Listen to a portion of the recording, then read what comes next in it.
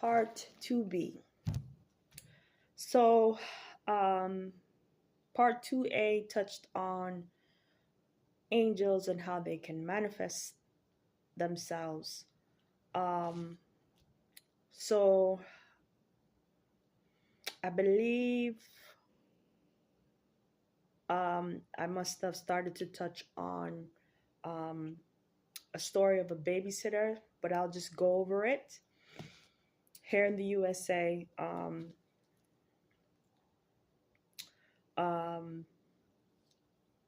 certain things can happen, and we have certain people, from what I've learned, who um, want Babylon to be resurrected, who wants demons to be reconstituted in a body, and they are tantruming or rioting or pro adultery, or they work witchcraft and wizardry so that marriage or sex would be every other way except God's way. Um, so I'm going to touch on a story of a babysitter.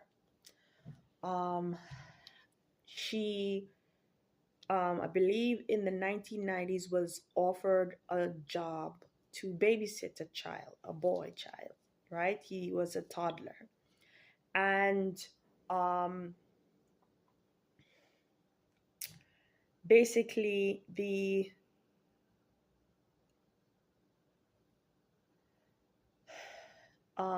if you figure out $20 per hour back then, it will probably it is more than likely uh, $50 to $75 per hour if it if if you figure out the pricing and um, how much that would really be back then.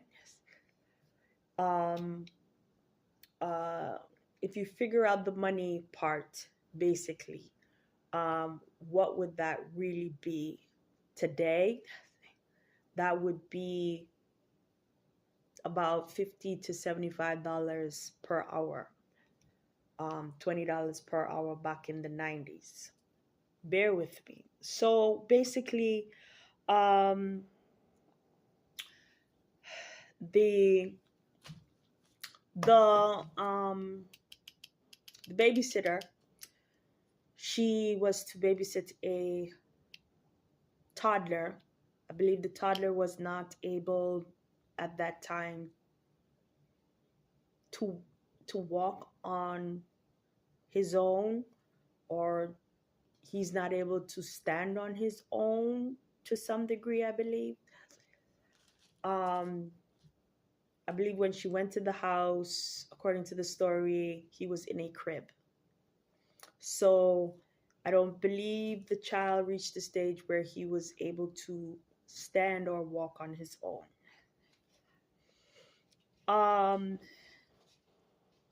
So there was one point, I guess she must have went upstairs and found the child standing up. And he was on the phone talking.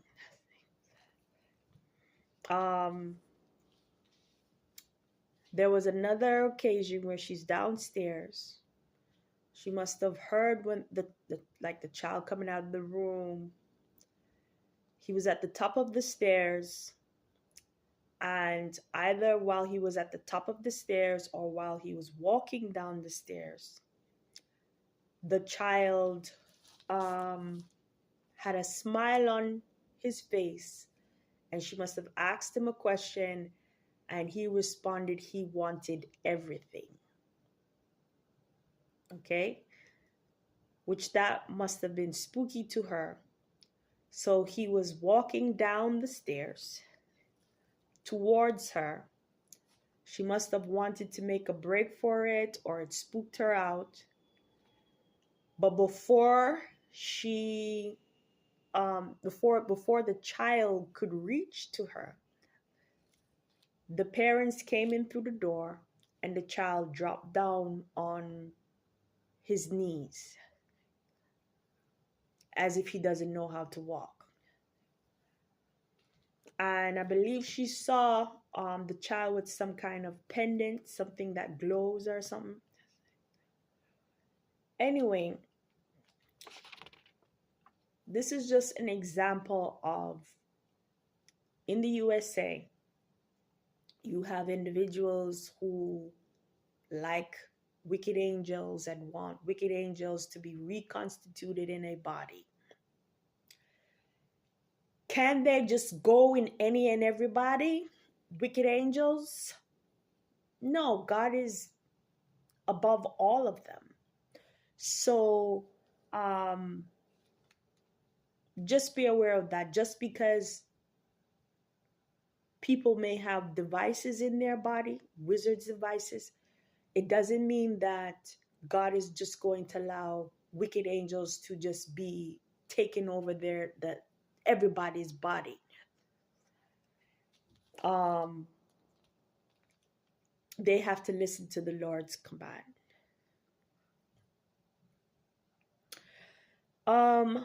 But this story is a babysitting story. So I would encourage that, especially nowadays, here as in the USA, that if you want to do babysitting, work in teams of 3. I would say work in teams of 3 because one, or let me explain it like this. Babysitting requires, to some degree, you prepare food. You may have to tidy up or clean up after the child or clean up a space. And you have to watch the child. So I would say teams of 3 to be safe. 1, it's really not safe to go into certain people's homes, especially nowadays in the USA or Western world, by yourself. Right? You have sex traffickers, you have people who set up things for you to be raped or something like that, kidnapped, or all kind of craziness. 2,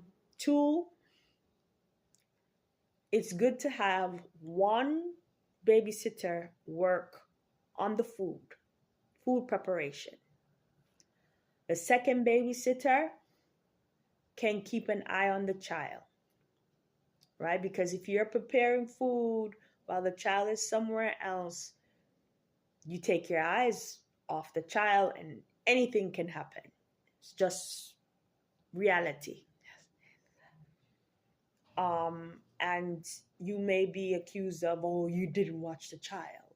I mean, I don't know which parent actually keeps their eye on their children 24/7. So anyway, but that's a sensitive area in parenting and in teaching, especially if you have a classroom to yourself.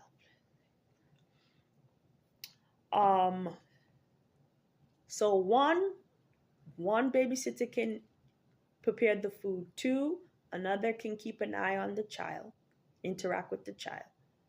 And 3, the other one can help clean up the place or clean up the toys or whatever cleaning needs to be done or whatever clothing needs to be put away or whatever it may be.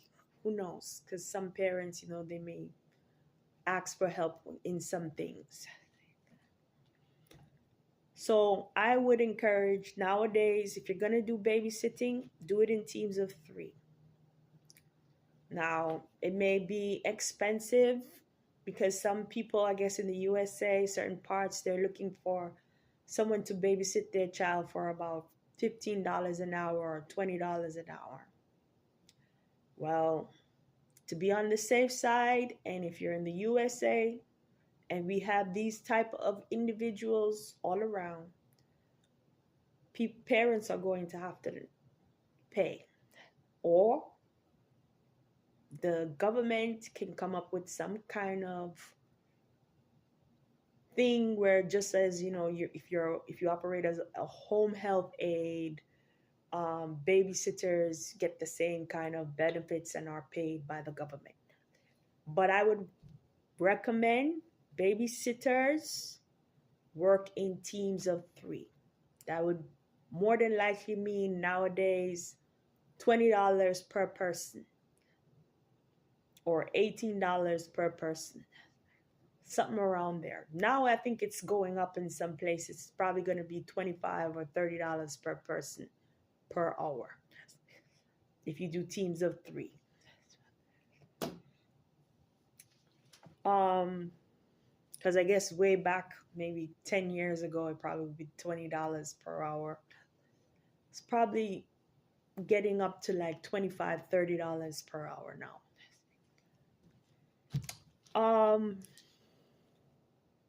Also, I would recommend this, especially if you're by yourself. Do not stay indoors.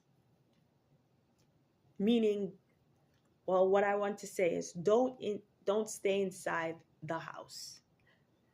Try to go to a library or take the child to an indoor playground or to an aquarium, to the mall, somewhere where where the child can have some form of activity done, and you're not just sitting in a house. I think it's safer to do that.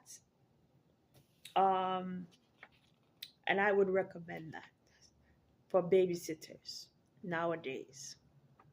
Teams of 3, but if you're by yourself, try not to stay inside the house. But if you have to stay inside the house, try to work in teams of 3. So you have an eyewitness here or there.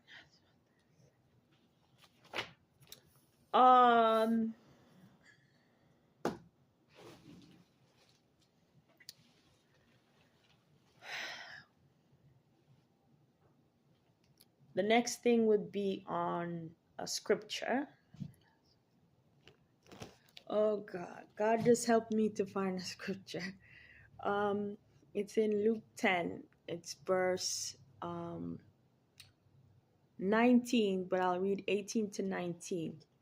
And he said unto them, I beheld Satan as lightning fall from heaven. Behold, I give unto you power to tread on serpents and scorpions and over all the power of the enemy, and nothing shall by any means hurt you. So God has to give you power. You of your own self can do anything. In the scriptures say, basically, I can of my own self do nothing. You are no match for wicked angels. Okay? There's a scripture that talks about or touches on that he shortened the days. And he shortened the days, and I want to get it verbatim, so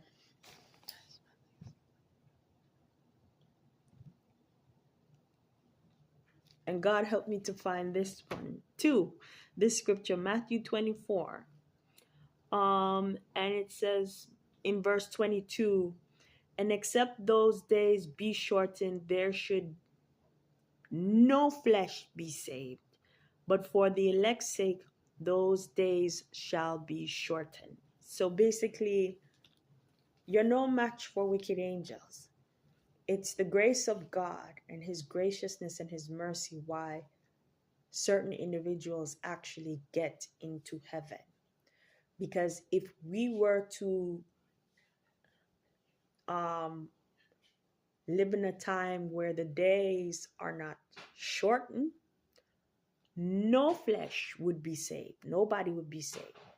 And consider how these wizards and sorcerers studied the body to come up with these devices in order to basically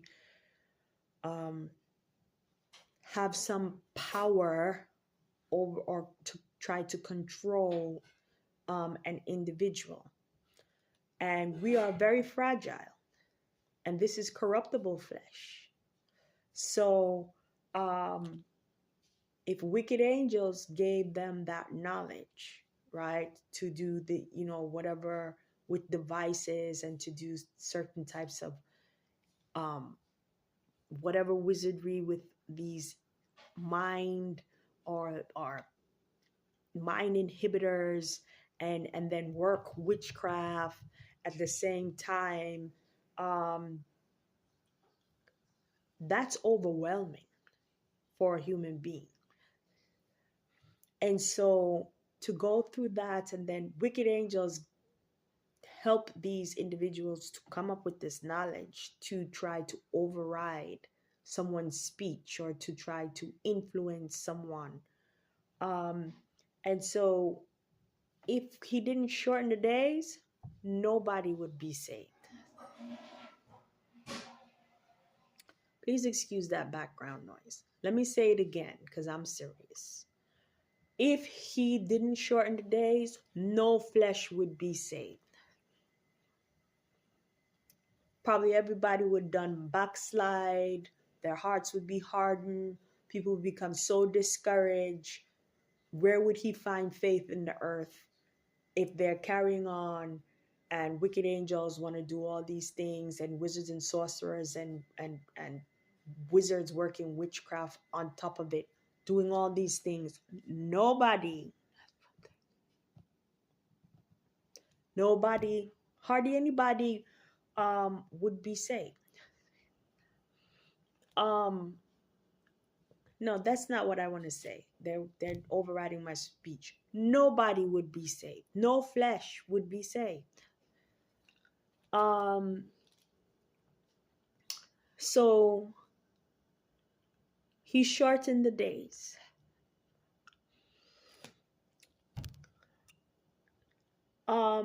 So with this information, how fragile we are, and then on top of it, they want us to be even more weak in our